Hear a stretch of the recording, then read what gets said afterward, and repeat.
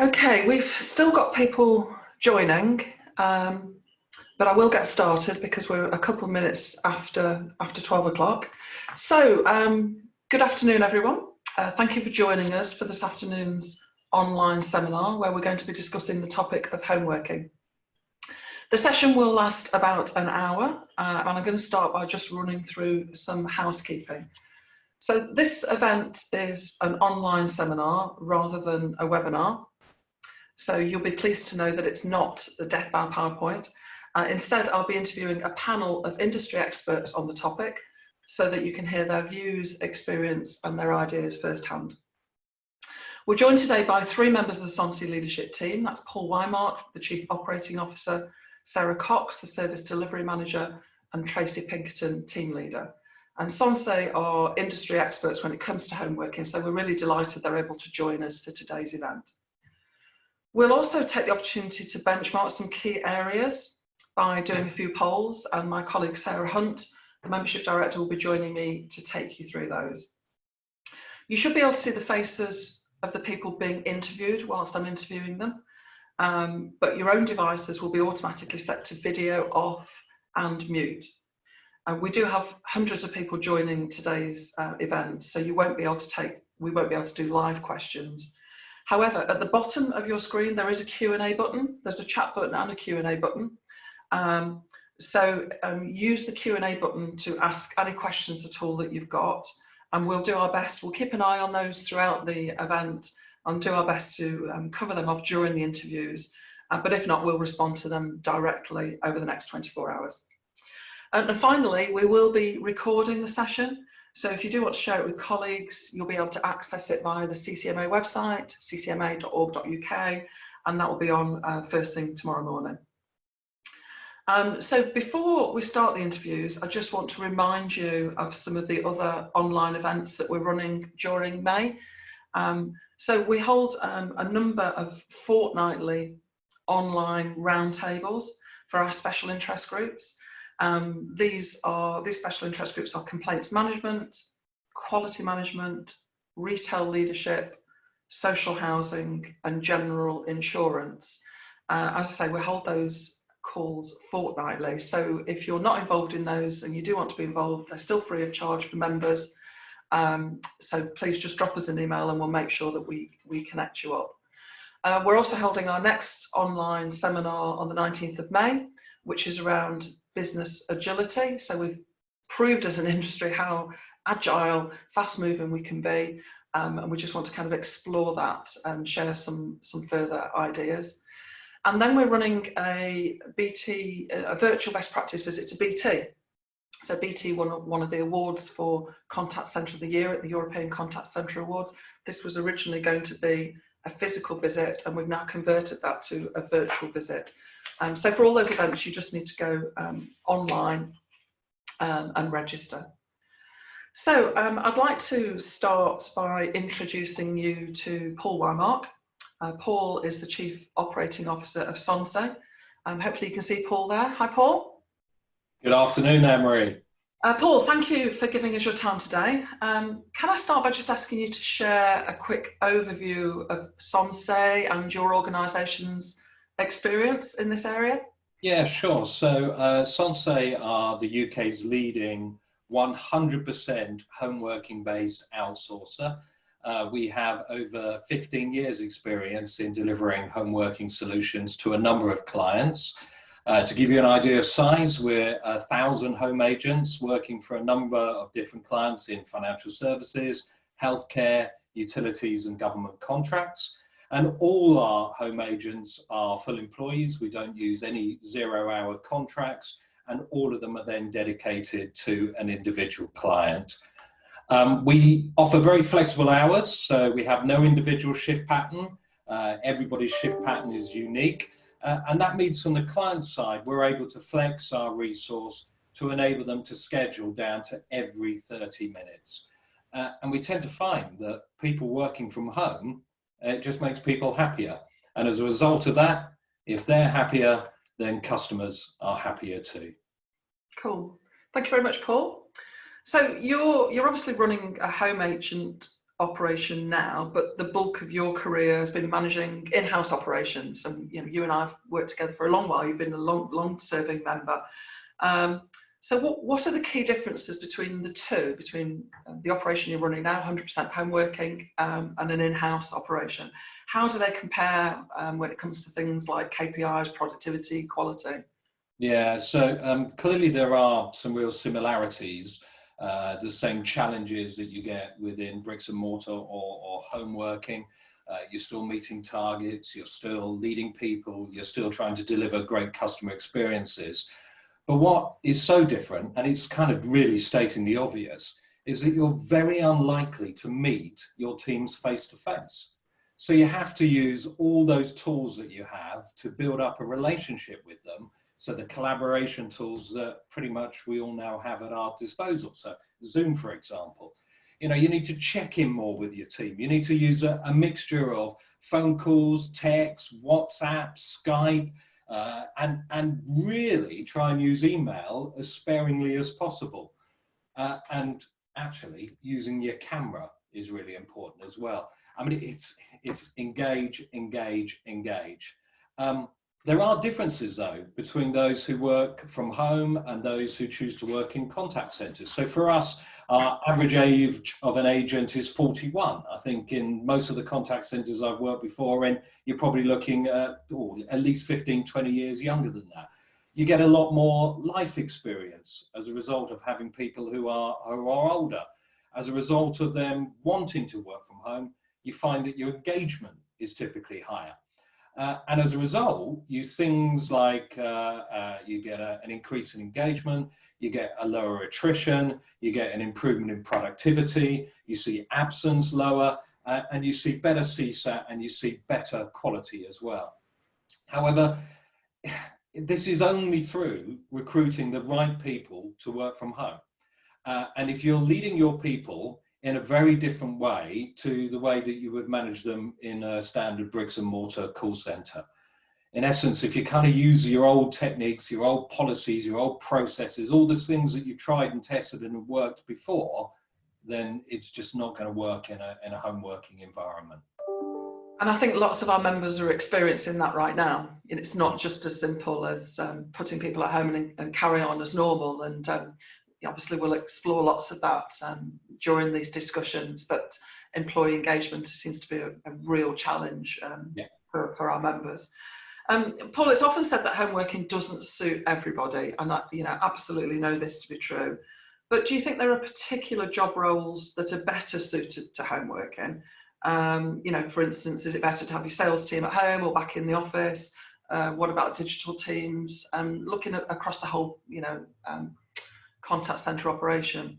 Yeah, no, I do agree with you in that it doesn't suit everybody, but in terms of the type of work that you can do from home, actually, I don't think there is anything that's stopping you doing anything. So we're certainly working with a whole range of different organizations, whether we're outbounding, whether it's sales leads, whether it's inbound, whether it's customer service, whether it's retention, across all different sorts of sectors that I mentioned earlier on before.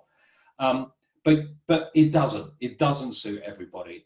And that's why when we recruit people, we use a pretty unique recruitment tool that actually identifies those who have the propensity to be successful from working from home.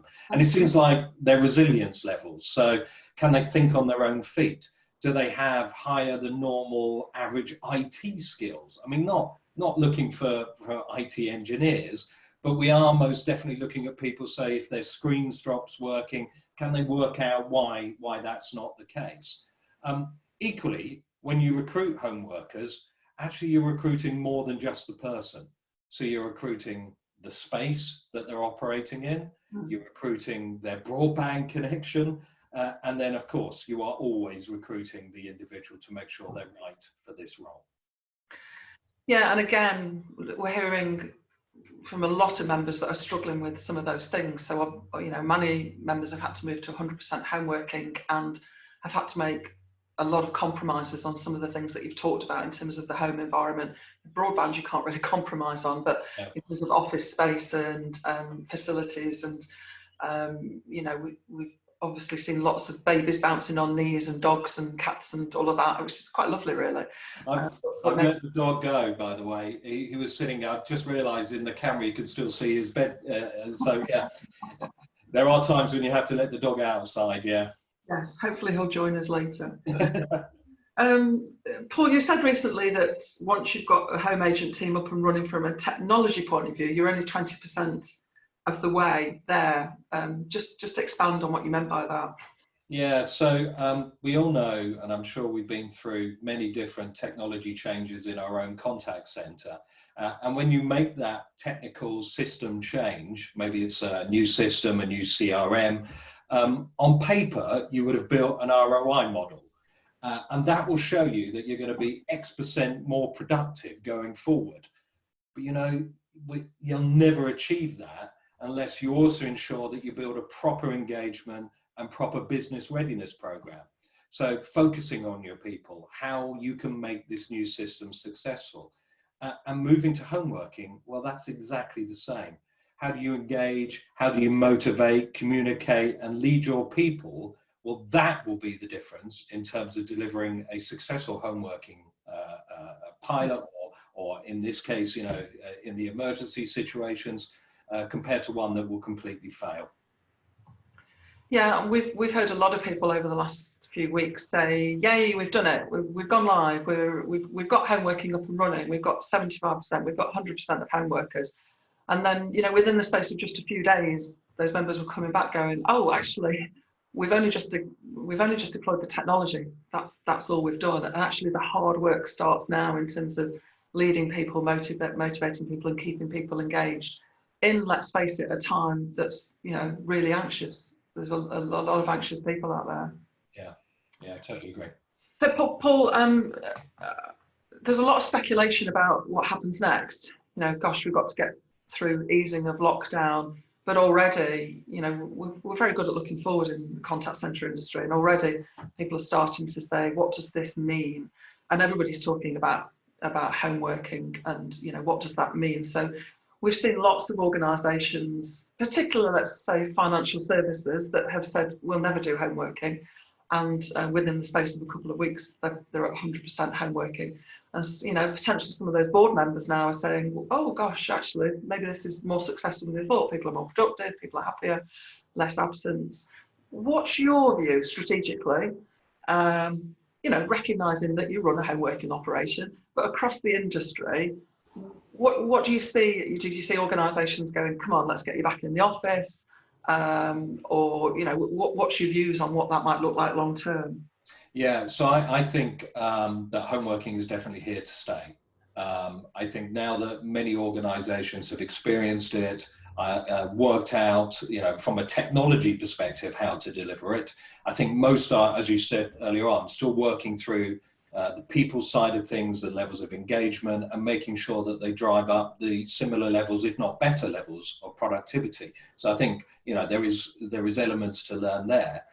Certainly what I'm hearing both from our clients who have a mixture of outsourcing with us through home working and had a sort of call center, maybe some of those or a large proportion of those have migrated into home space themselves, that their expectation is now, whether it will be 100%, probably not, but a significant part of their target operating model going forward would have home working as part of that element. So I think this is, it's elevated and it's accelerated the speed to home working. And for some it won't work, whether that's at agent level or at company level, but for some, they will realize the benefits of a commute that is, from up the stairs to the spare bedroom, where you're not having to drive for 40 minutes to get to work, 40 minutes to get home, where you're not spending ridiculous amounts of money in canteens to feed yourself. And actually, you're learning that you can still engage either with your colleagues or with customers in a really productive manner, and it can work. And I think this is something that we're going to have as part of most organizations' infrastructure going forward.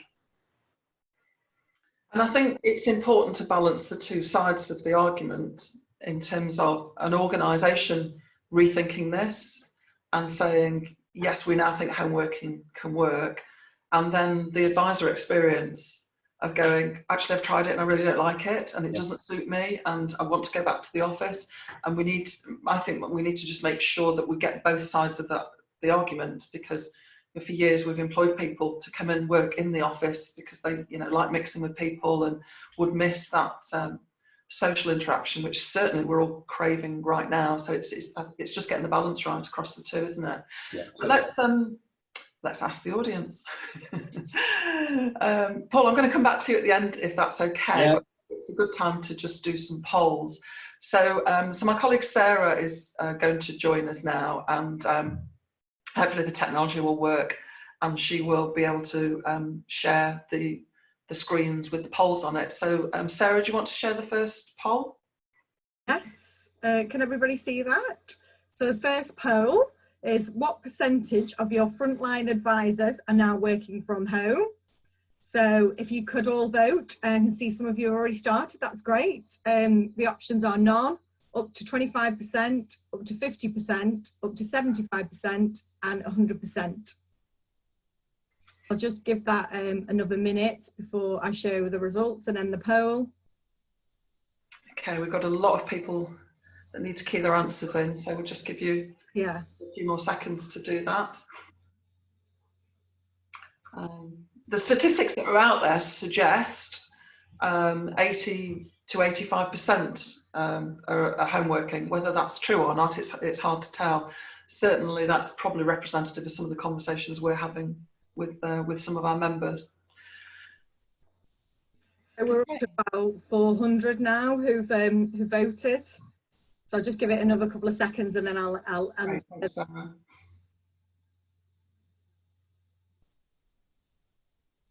Great, so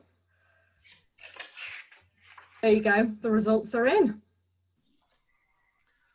Wow, okay. So so everybody's got home workers, which is interesting. There's nobody doesn't have any home workers, and a whopping 60% have got 100% working from home. I don't know how the maths works on adding all of that up. Let's say significant. So thank you very much for that. If we can close that one and then go to the next question, please, Sarah. Yeah, so the next question is question 3, and that, what's the biggest practical challenge you are facing with the rollout of home working? And this is a multiple choice one, so you can choose lots of options. Is it technology support? Is it broadband reliability? Is it advisors being at home? Is it absence, or is it internal processes?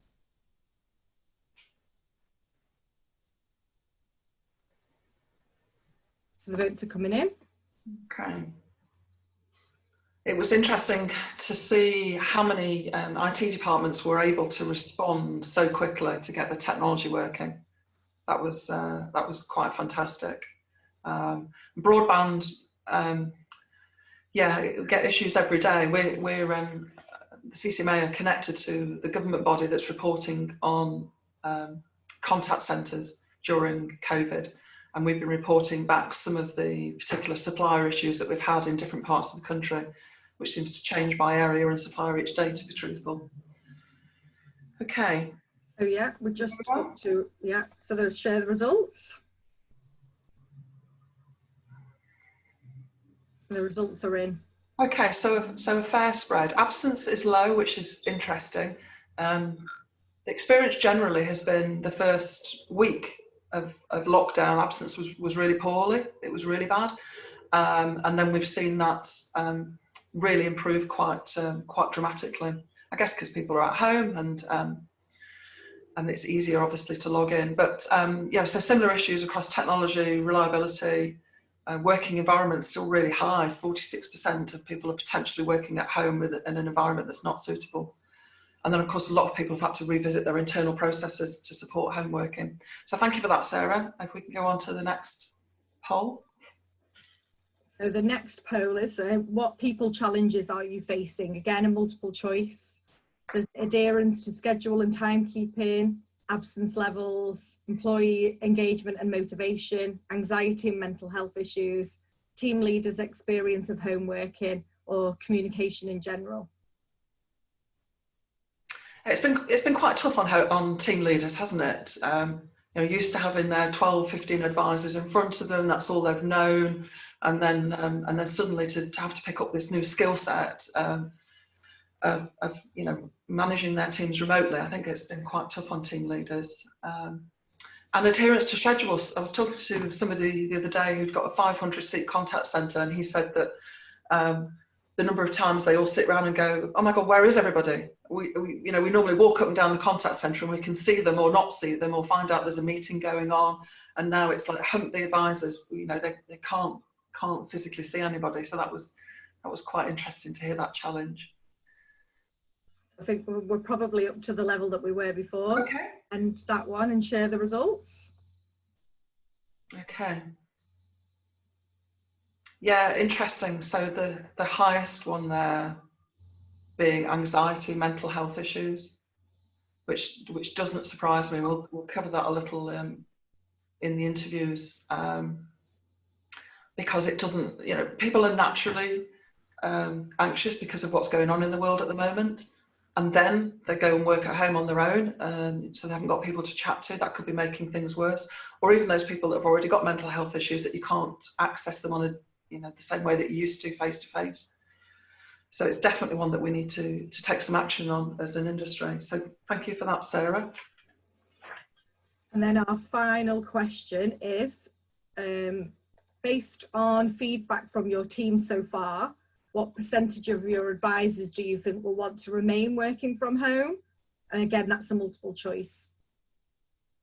We've got. I don't think it should be multiple choice. I know it says multiple choice, but I think it should just be single. Right. Okay. So, from your knowledge of your advisors, roughly, how many do you think? Do you think the majority will want to remain working from home? 75% will want to remain from home. 50%, 25%. Or less than 25% will want to continue working from home.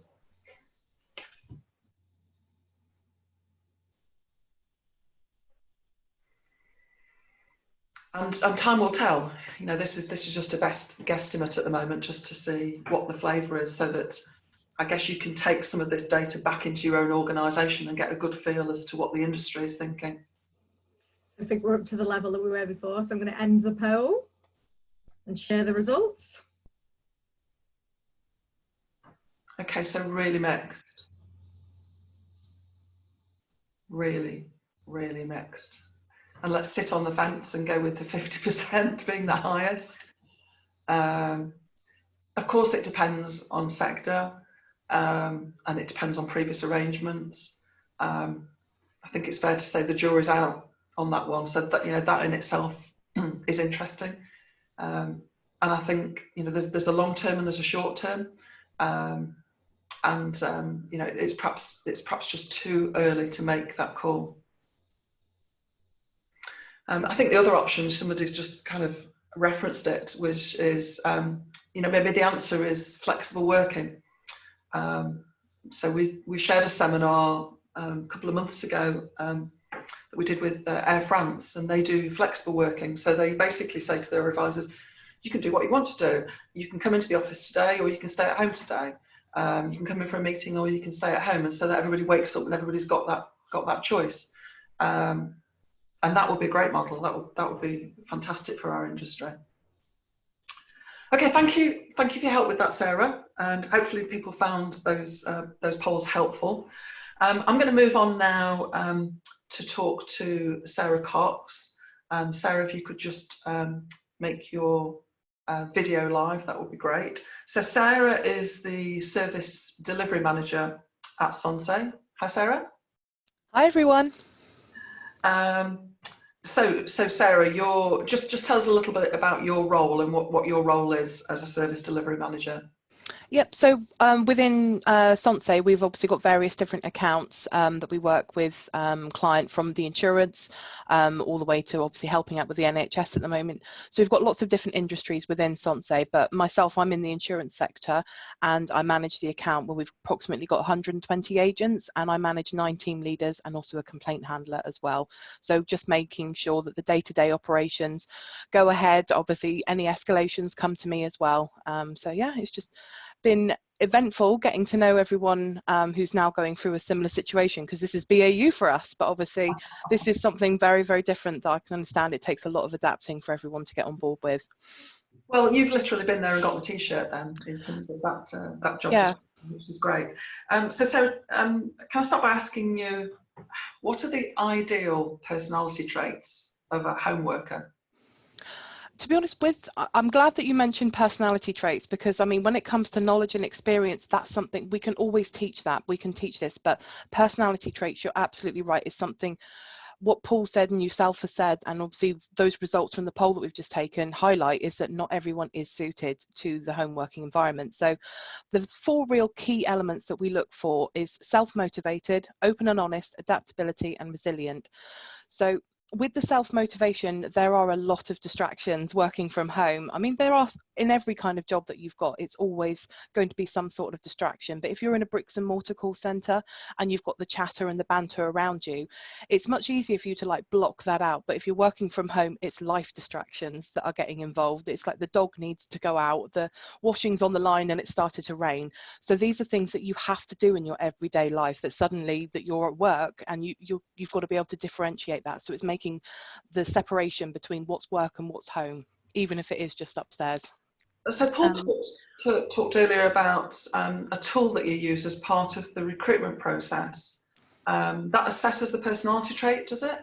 Yes, we've got various different questions that we ask, not just about their experience within the industry and what they can do, but it actually looks about how they would cope, because that's what we want to do. We want to get the right people in the right jobs, and this is something that's paramount to being a success for us as a company, but also the agents themselves. If people are naturally not going to have the ability to be able to come to work and enjoy it more than anything, because I know we work to live, not live to work, but that you've got to be able to have that balance of enjoying your job, but also making sure that you're getting everything you need from it to be able to support your family outside, because if you're miserable in work, it's going to trickle into the home life. So a few people are asking about that particular assessment tool. Is that something that you built in-house? Yeah, it's in our Harvard analysis that we do. So it's not just a set 10 questions that you get asked when you apply. The whole application process is quite lengthy for Sensee, which some people can be deterred by it because it does take long, but it does mean that the success rate of us, the people that we come through, are the people that are dedicated enough to go through the hour assessment of asking personality traits, asking questions about how they would adapt to situations, what experience they can bring to the table, is all measured up, and that way we get a lot more applicants that come to the job, rather than putting them through the training and then them finding out later stage that actually it's not for them. Sure. And so, Sarah, in your view, how is managing home working teams different to managing in-house teams? And what if you have both? How do you treat them both equally? I mean, to be honest, for me, the goal is exactly the same. We just have to tweak the journey that we take them on.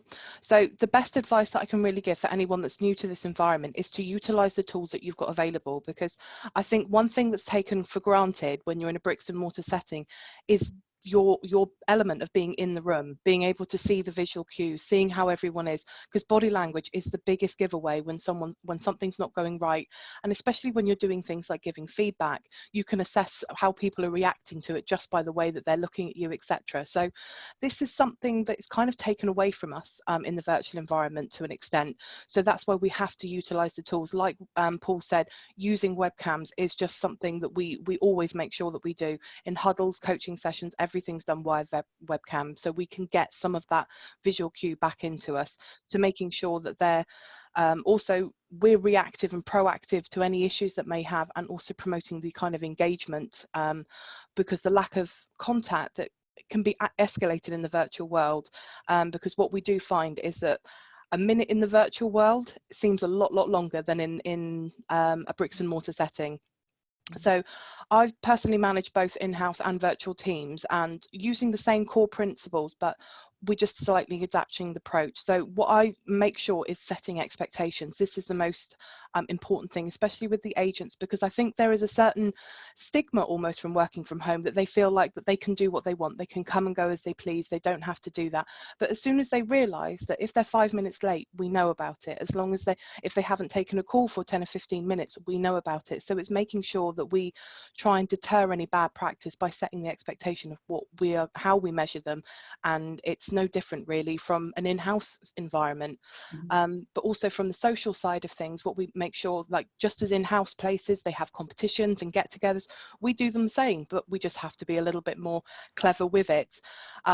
I suppose actually when we've just recently had a month-long engagement piece all the way through April, where we were doing like daily competitions and just bits of silliness, nothing to do really with work as such, just like random little competitions about who's got the best rapper name, best based on what they've last ate, but also actually having a get together right at the end to tally it all up. And we did like a big scavenger hunt, so people went searching around the houses for random items. So it really does, I think that's one of the biggest things that people worry about, is that they're going to be isolated, they're not going to have the social element, and we do work really hard to make sure that that isn't happen. So yes, we still monitor their and give them feedback on any stats and performance, but rather the scoreboards on a wall, it's an email. Rather than face to face, it's done on webcam.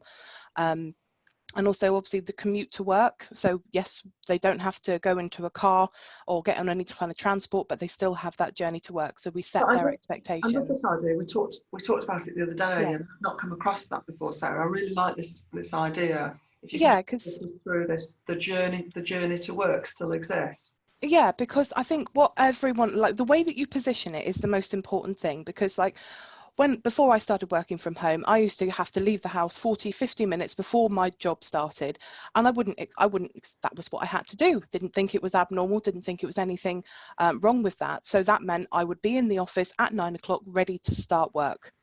And things like, because if you hear that you've got like traffic that's potentially going to be causing all this weather issues, or trees come down the road, you kind of amend your journey reflecting on that.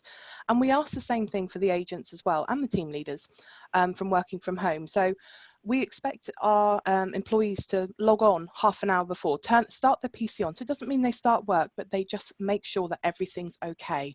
And they would adjust that accordingly. So say they had like a broadband issue the night before, they were watching Netflix and it suddenly all crashed, we'd expect them to start that a little bit earlier just to make sure that there's no issues. So therefore, if there is a problem, they've got time to resolve it and sort it out, potentially contacting their employer, their internet service provider as well, to see if there's any problems with the connection or anything. So it means that when the 9 o'clock start time happens, they can actually start work rather than just finding out that there's a problem. Yeah, and that journey to work can be making sure you get yourself a cup of coffee. Absolutely, yeah. Make sure the dog's out the room. Yep. Yeah, absolutely. Yeah, I quite like that. We, got into, well, do people get paid for that or not? And of course, it's your journey to work. It's setting yourself up ready to start work on time. So typically, people are not paid for that. But I think that's quite a nice language to describe to people to get themselves ready, get the cup of coffee, get themselves set up, make sure they've got the microphone set on, paperwork, pen, etc. Quite Yeah. good idea. Absolutely, and this is all about setting their expectations as well. So I mean, yes, we do pay a lot of attention to managing their performance, etc. But the support that we give as well is something we have to go above and beyond a little bit more than you would in a bricks and mortar place. Because if you have someone who's working from home, their reactions can be heightened because they don't have the person standing right by them giving support. And also, like, we can't see them, they can't see us. So if they don't have an answer immediately, they can often feel like they're being ignored because they can't physically see the people that are running around the call center helping other people. So it is one of the biggest issues that we do, is about making sure that they feel supported. and making sure that they overcome, because obviously there's different challenges in every environment. But if you are in a position that you're having to manage both in-house and home working teams, I think the main priority is to make sure that there isn't a divide, because that is something that can happen so easily. So it's about making sure that each department knows what the pros and cons are, because there's pros and cons to working from home and there's pros and cons to being in a bricks and mortar place, and it's making them aware that neither team has got it the easy way, as some people think about it. So it's about setting those expectations, trying to integrate the teams as well, making sure that they have like huddles, get-togethers, so they actually get to know the people rather than the opinion. Sarah, when we did the poll, obviously there was quite a high percentage of people there that said mental health anxiety was a challenge with their advisors. Can you give me your thoughts on what signs you would look for to understand whether people were struggling? Yeah, so I mean, this is what I train my team leaders to look out for, is make sure that you have a really good foundation of a relationship with your agents that you're looking after, because you'll get to know what their BAU approach is. You'll get to know their ins and outs of how they work on a day-to-day basis. So if there is a change, whether it be a little subtle one or a glaringly obvious one, you'll be able to spot it. So we use like a variety of techniques by either listening to the calls and obviously paying close attention to their tone of voice, and also how they interact on our live desk. And also we always make sure that we ask throughout coaching and huddle sessions how they're doing. We always do those welfare checks constantly. Now, our live desk is probably the biggest asset that Sensee has. It's in an Adobe room, and it's basically what all the agents log into on a daily basis every time that they're on shift. So if they need any support by asking questions whilst they're on calls, that they've got the support there with the live desk managers and all the other support that's available. But also it's a social release as well, because one of the things that we do take into contention is the water cooler chat that they miss. So we have a separate box that's dedicated just to tell people how their kids are getting on at school. Obviously, I know that's not relevant at the moment, or how homeschooling's going, so they can still have that social release whilst they're on calls and make them feel part of the team. So it kind of calms any worries of isolation that we do have. But I tend to spend a lot of time actually training the team leaders, to look out for these little subtle differences. So you look for the person, say they always come in the morning, they say hello to everyone in the social chat, they have a bit of banter. If they suddenly come in and don't say anything, or the polite, friendly agent that's always calm, cool and collective, suddenly they're asking questions in a very erratic way, you notice the differences between how that they're typing and the tone that's coming through on the questions that they're asking. Then what we do is the live desk manager would then just send them a little welfare check by private message, just saying, are you okay? Notice that you were a little bit out of sorts there. Is everything all right?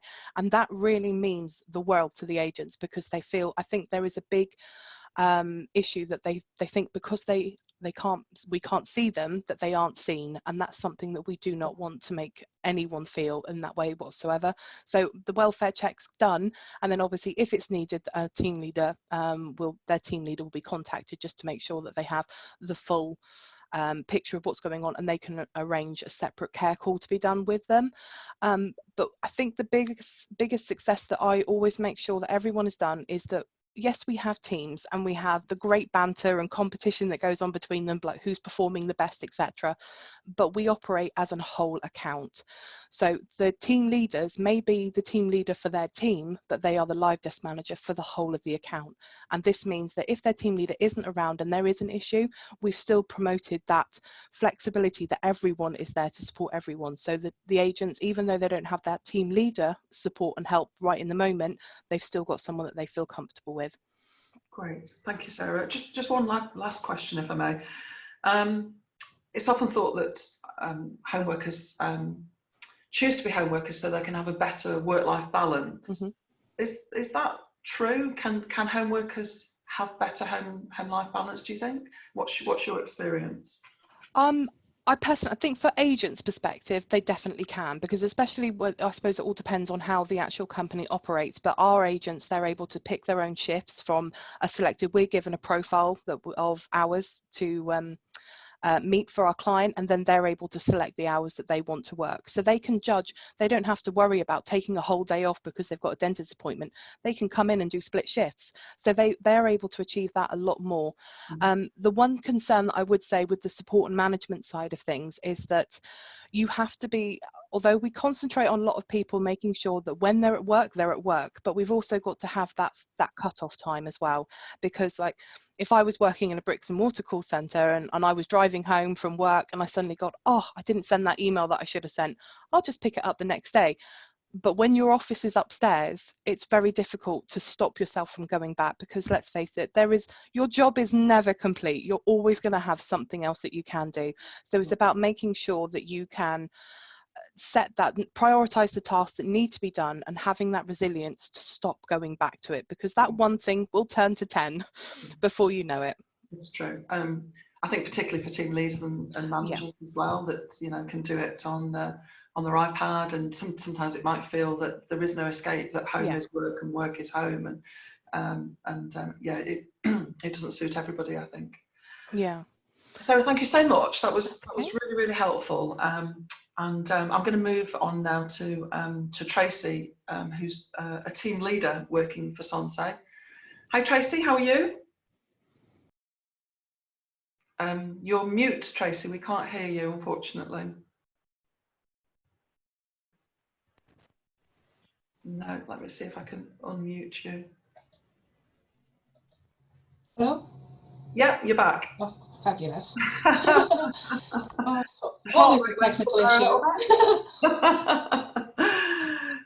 So Tracy, just tell me a little bit about your role. What is it that you do at Sensee? Well, I'm the team leader. I did start at Sensee as an agent, and I've worked as an agent for a few years, and then I got promoted to team leader, I think it was last year. I've got a team of, I think, 15 people, and Sarah is actually my service delivery manager, so you might get repeated answers to some questions if they're similar. But that's fine, as long as you don't contradict her, then you might be in a bit of trouble with her. I'll try not to. She takes it so well. Great. Tracy, can I just ask you about communication? So again, this is quite a challenge, and I think it came up in the poll as well, that communications or communications framework. What does that look like? What kind of framework do you work with? We have a lot of different communications that we have to utilise. As Sarah has mentioned previously, we've got the Adobe rooms. We utilise them daily. We use them for support whilst the agents are on shift. Within them, we've got, like Sarah said, the social chat, where we can have some light-hearted chat as well as posting the urgent updates and things that the agents need to know. Within the Adobe room, we use the private message function to gain their attention if there's something we need to speak to them privately about. And we also use the Adobe rooms for our recorded meetings, so coaching sessions, huddles, and also the training sessions that we do. It's all done remotely. So within the Adobe rooms, you can also section them off, so you can split your agents up into groups, just as you would in an office room, send them off into groups and then bring them all back and have that discussion over what we've been going over in the smaller groups. And it's good to get the context that way. So Adobe is to us our office, our workplace. Accessing the different rooms for different meetings, it means we can speak to an agent one-on-one in coaching, or the whole accounting in the live desk before they're on the shift. Okay. As Paul said, also the emails are very important. We have both Sensee and client emails. So we're in traditional bricks and mortar office, the likes of your KPIs, meetings, important information is on streaming screens or whiteboards. Ours is all done on email, and we try and keep them as separate as we can. So anything Sensee related is sent out on their Sensee emails. Anything client related would be on their client email system. And then it means that if the agent has to go back and locate it, they know where they're looking for the information. The emails we can send out singular to individuals, or we can send them out to a certain team or to the account. Sensee, we can send them Sensee-wide, so everyone in Sensee gets the same email at the same time. Other communication methods that we use, we have the likes of Yammer, which we use to communicate general updates, which tend to be more Sensee-wide than account-wide. And obviously we contact the agents by telephone where necessary if needs be. What do you do with very sensitive situations? So if somebody's going through a disciplinary, do you do that remotely, or do you bring them into the office? Everything's done remotely, so it would be done virtually in the Adobe room. Yeah. It would be one-on-one or one-on-two, depending on who's going to be there. All the meetings are recorded, and that's for everyone's benefit. So if anything's said or they want to go back and see how it was handled, Yeah. we've got all the evidence there, which to me is more of a benefit, because if you have a meeting in an actual bricks and mortar office, you have notes. Yeah. You don't have that virtual recording, seeing everyone's body language, hearing exactly what was said. Yeah. Whereas I think that's where we benefit on the communication form. Yeah, super. Thank you for that. How do you support people through their first few months of home working? Because that's the area people worry about a little bit. Brand new into an organisation, got a lot to learn, perhaps need a bit more intensive focus. How do you deal with that? Yeah, so it's really important to make sure that everyone feels supported from that offset. As soon as they come out of that training, you need to make sure that you're there for them. We tend to have a different approach to the coaching side of things within the first few months, whilst they're in what we call the academy and probation periods. So the first few sessions that we have with them tend to be more of a get to know you, how you're settling in, finding out whether there's any underlying medical conditions, so that we can be made aware of them, so we know what to look for it would explain absences, and it helps us look for those identifying factors as well. Of course, we do run through the KPIs and we set their expectations, explain what we monitor, why we monitor it, and how we monitor it.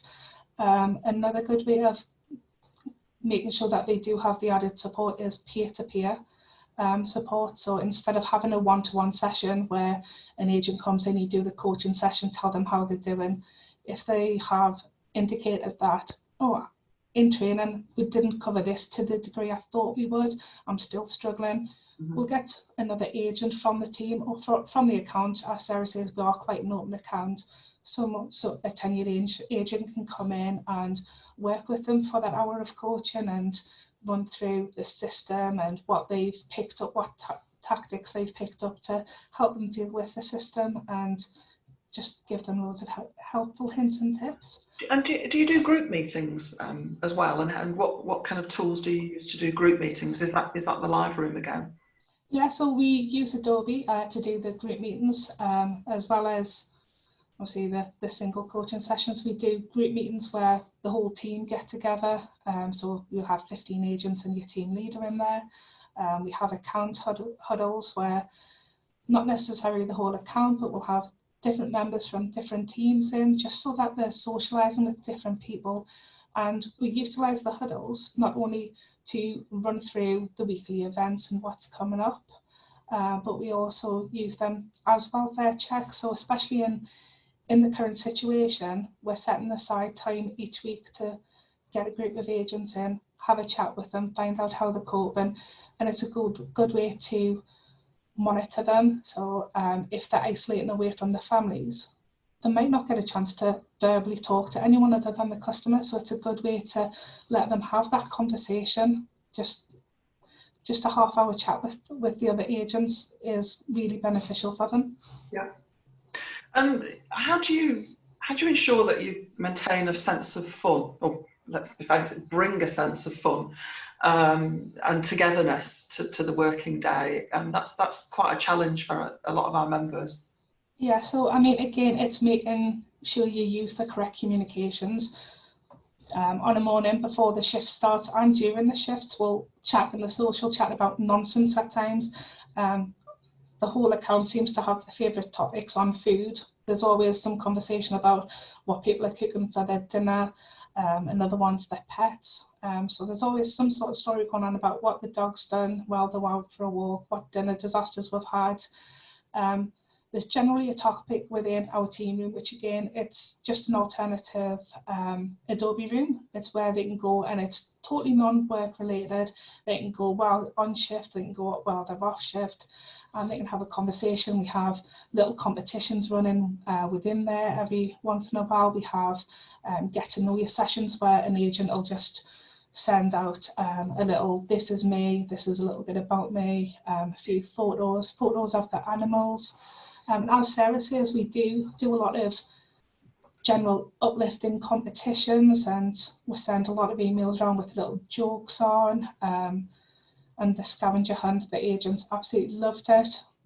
It's been topic of conversation all week in Live Desk this week. It was such a good event. And very often, I mean, if we go back to some of these organisations that did not want to do home working and COVID has forced them to do it, part of the issue is around trust.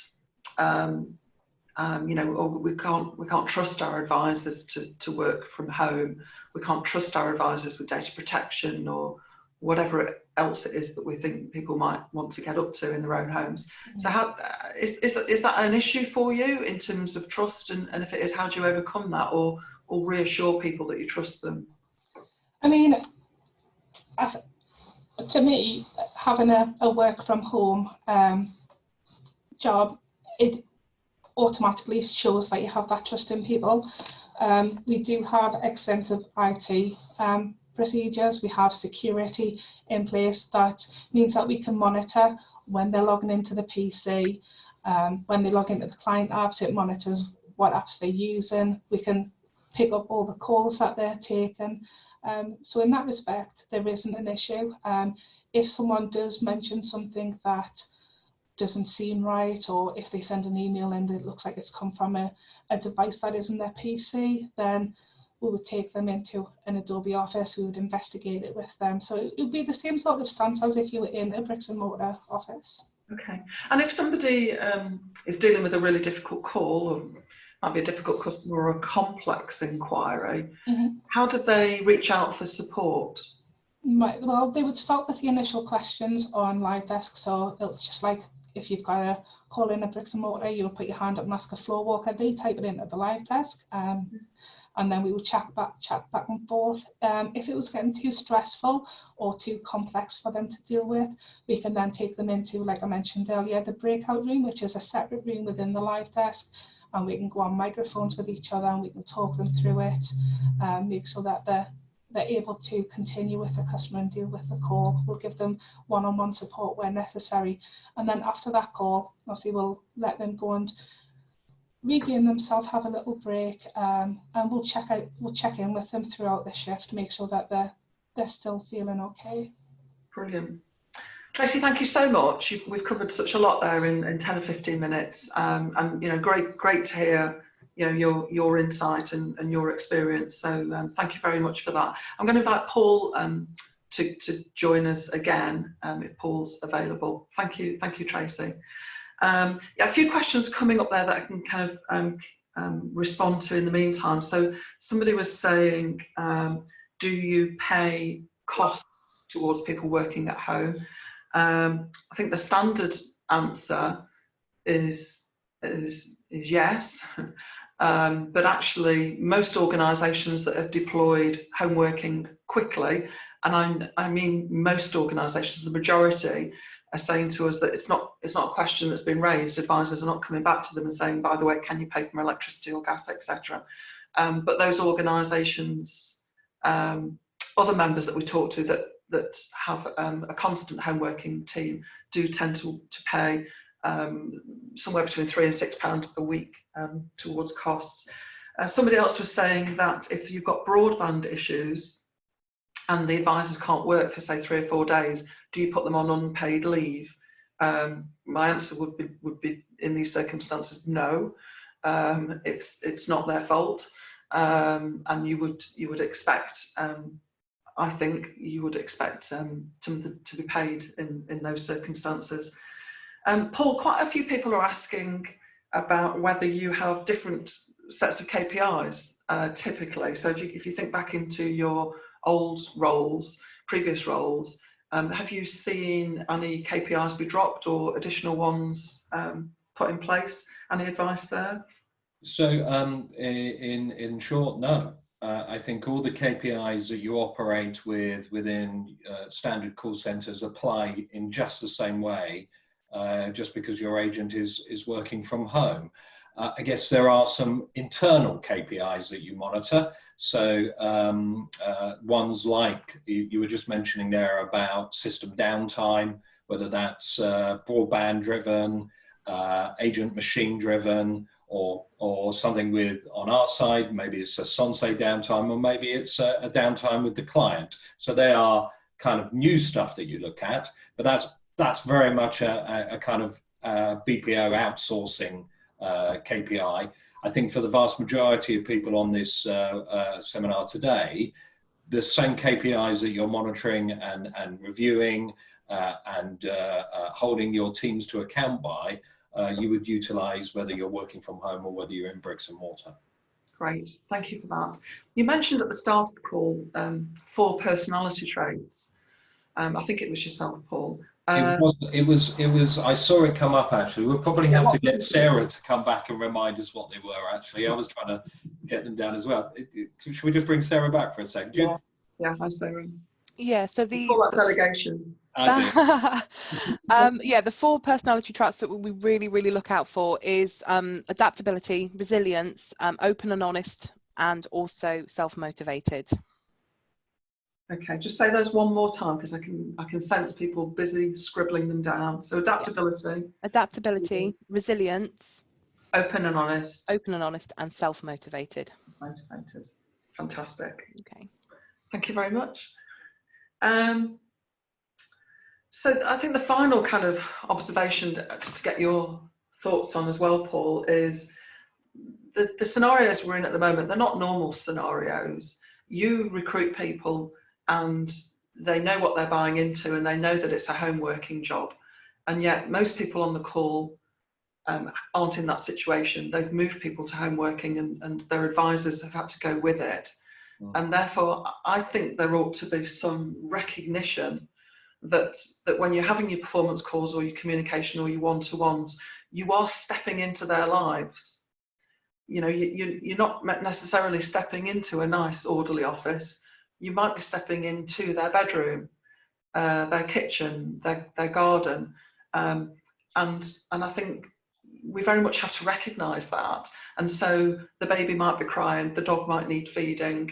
There are all sorts of distractions. And so, you know, I think we need to be careful that we're not overzealous in terms of what those expectations are. What are your thoughts on that, Paul? Yeah, no, I think so.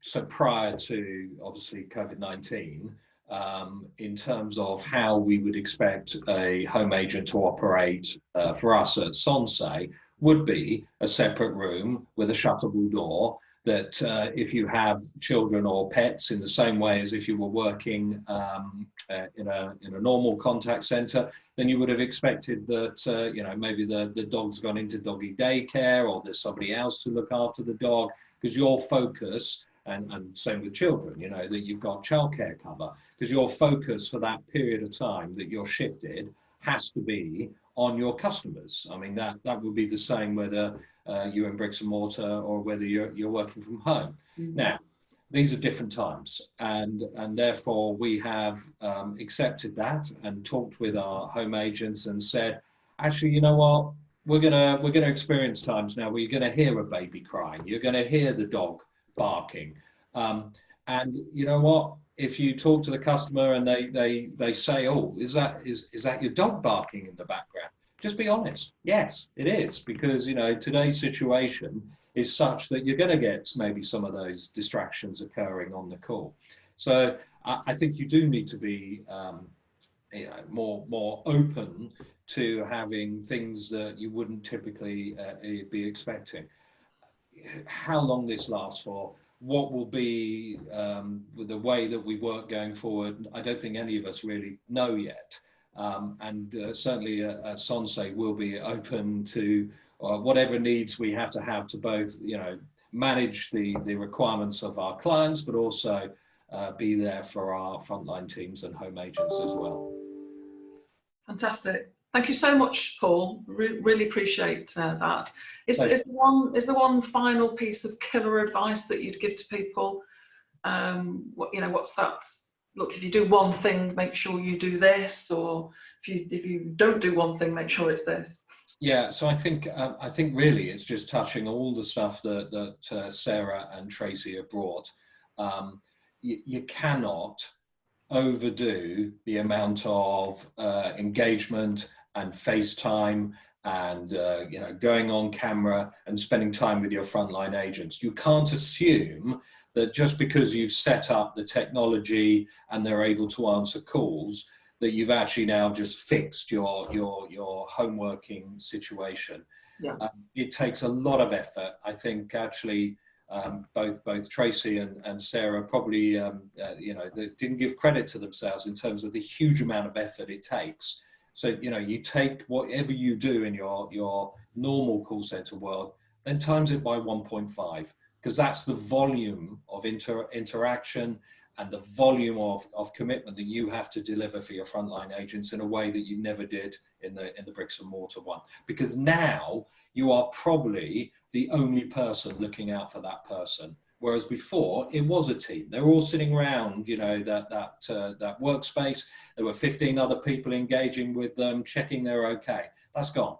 It's one-to-one now. And so the onus is on leaders. And that is an additional responsibility. Some may call it a burden, but it is there. And you're going to have to accept it and move forward with it, because that is the requirement now to make this work.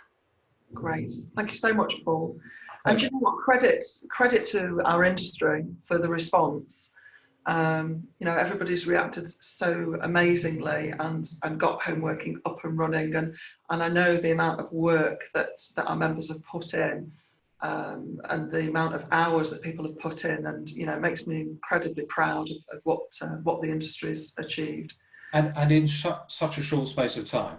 I mean, you've seen people do it in weeks, if not days. And I think, credit to the IT teams and the operational teams for making it work. Yeah. I think, I was talking, I'm still a customer of various different organizations, and I'm still talking to those organizations, and I'm always really impressed in terms of how well they're still managing to deliver a really good level of service. So yeah, I agree. I think the industry, and some of the additional stuff and responsibility. So like, the work that we mentioned earlier on with NHS 111, that's all call center based. Yeah. The services that are going to take forward with the new tracing app, there's 15,000 new call center roles that are going to be created as a result of that. It is this industry that is really stepping up to make the difference. Great. Thank you very much, Paul. I'm just going to finish by reminding people that the European Contact Centre and Customer Service Awards are now open for entries, and we've introduced new categories this year in response to the COVID crisis. So we've introduced Responding in a Crisis Best Partnership Solution, Responding in a Crisis for providing leadership, for supporting colleagues, for supporting customers, and for supporting the community. So I know that your teams have done some great work, and we wanted to introduce those categories to the award programme this year so that you've got the opportunity to recognise the great work that your teams are doing. So you can visit the EXA website, eccccsa.com, to get access to the entry forms, etc. And also a reminder of the seminars that we've got coming up. So if you're interested in joining any of the special interest groups, we've got WhatsApp groups set up for them, and fortnightly calls, roundtable calls, where they're having these debates, but everybody can talk to each other. They're proving to be really, really valuable. So that's complaints, quality, retail, social housing, and general insurance.